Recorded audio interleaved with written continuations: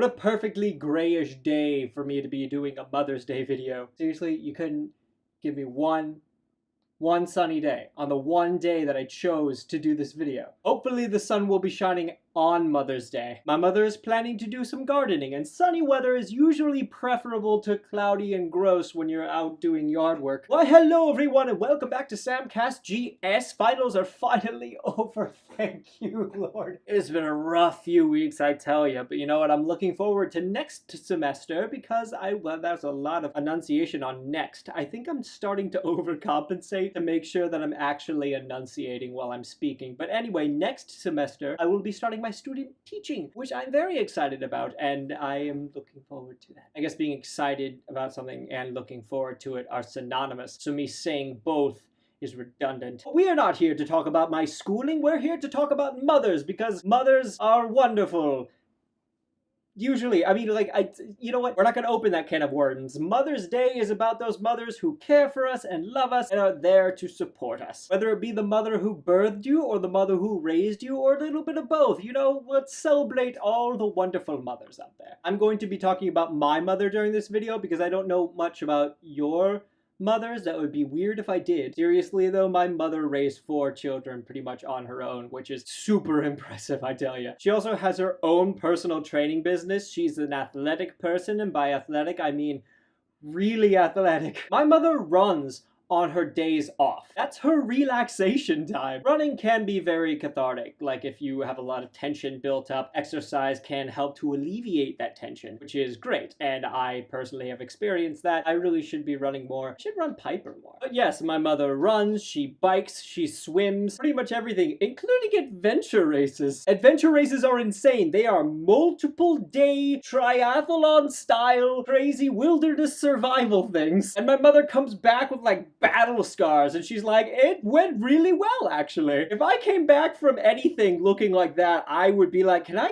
go to a hospital, maybe? My mother has gotten smacked in the legs by a thorny bush, and yes, I imagine that hurt, but yeah, she just came back and she was, you know, wounds in her leg. She just kind of washed them off, bandaged them up, and she was fine. I think the worst injury that she has suffered in the time that I can recall is when she broke her rib. Apparently it actually happened twice, 3 times if you count my older sister breaking my mother's rib from within, which is impressive all on its own. I decided to keep a mini water bottle off to the side just in case my mouth starts to dry up. Where was I? Oh yeah, my mom broke her rib. My mom was biking on a trail, and apparently she hit a rock or a root or something, and the momentum of that sudden collision sent her flying into her handlebars, and that was enough to break her rib. The best part is how she told me. I can't remember if this was the day of or like the day after, but she just casually mentioned to me that she was going to get an x-ray. I stopped, like, why? What happened? And this is exactly how she told me. I think I broke a rib. What? How are you this calm about that? She did say that she was in a lot of pain after that, but you know, breaking a rib. But she toughed it out. She has toughed it out 2 to 3 times in her life. I still have never broken a bone in my body, and I'm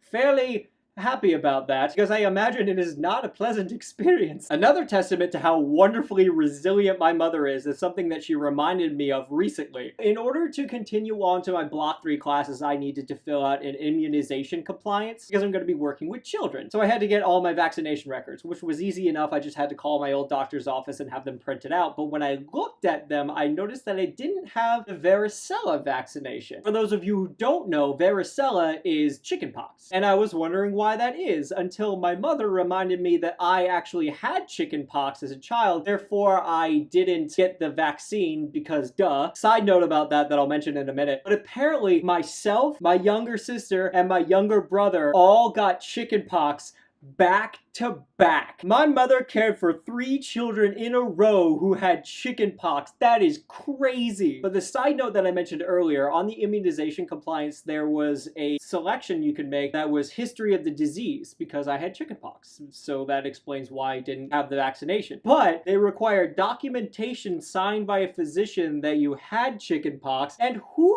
has that? Chickenpox is a fairly identifiable diagnosis, so my mother didn't really need to take us to the doctor. she just kept us at home and cared for us until we were better. Who's keeping a record of that? Even the people at the doctor's office were a little confused about how you would get the signed proof that you had chickenpox. I ended up taking a titer test, which is just a way of proving that I am resistant to the disease because I've had it as a child. So all that is taken care of, but the point is, man, my mom really went through a lot. And on top of everything else, I don't know if I've ever mentioned this on the channel, but I am actually autistic.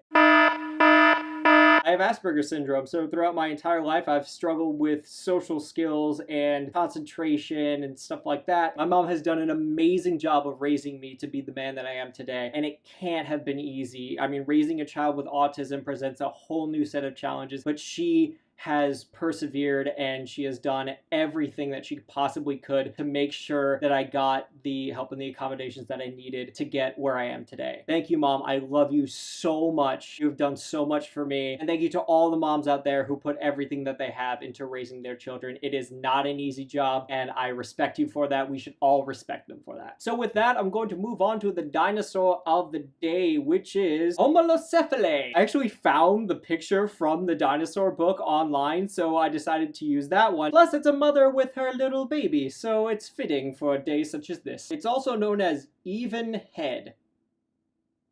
Okay. Ornithicia marginocephalia. That's an interesting one. And Pachycephalosauridae. I actually know that because when I was a child, I was the only one of my age who could say Pachycephalosaurus without tripping up. Few dinosaurs were stranger looking than the Pachycephalosaurs, the bone-headed dinosaurs, distinguished by their immensely thick skulls. Many bonehead skulls had huge domes.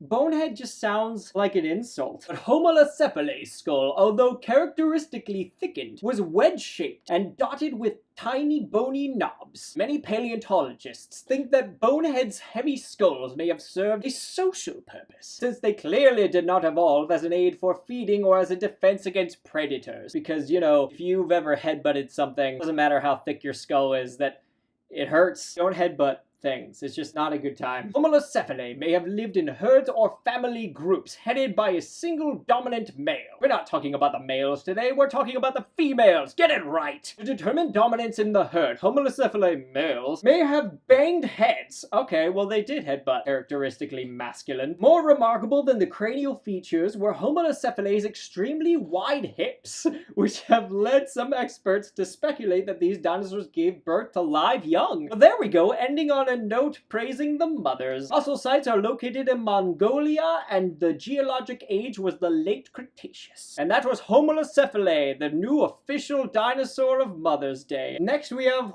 Huayongosaurus. Oh boy. Thanks for tuning in. If you would like to subscribe, you're more than welcome to do so. As always, I'll have a link to my channel in the description. Also make sure to click the bell icon so you can be notified when I make new videos, which I will start to do regularly now because finals are over. Yes. I also have a link to the Facebook page where I post all the major updates regarding the channel. Happy Mother's Day! Keep on cruising, my friends. Goodbye.